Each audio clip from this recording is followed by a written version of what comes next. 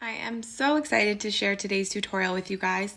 The brownie tutorial was probably everybody's favorite so far. I had a ton of people trying it and loving it, but I had so many people asking me, can I just switch out the cocoa for white chocolate and make these white chocolate brownies?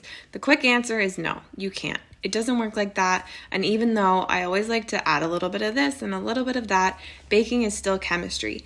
So I went ahead and I developed a white chocolate brownie recipe for you guys that's just as good as the brownie one. So that's what we're going to be making today. I topped it with a little bit of white chocolate ganache and some sprinkles, but you can mix in whatever you want to make them totally exactly how you want them.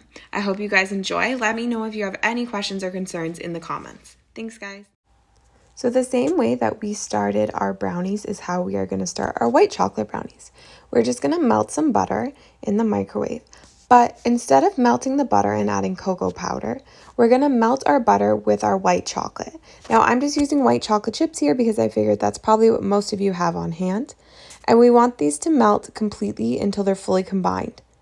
Once it's fully melted, you're going to mix it together to make sure there's no chunks of white chocolate at the bottom. And then we're going to pour it into our mixing bowl. Now, I did this all in the microwave, but you could also do it over a double boiler or however you find easiest. Using our whisk attachment, we're going to mix together our white chocolate and our butter until it is light and fluffy, so for about 5 minutes. Once it's all come together and doubled in volume, we're going to scrape down the sides, add our eggs and our vanilla, and then whip again for another 5 minutes until it's almost tripled in volume. You're then going to add your sugar and whip for another 5 minutes. It's very light. Once that's ready, you're going to take all the excess out of the whisk, and then you're going to fold in your dry ingredients.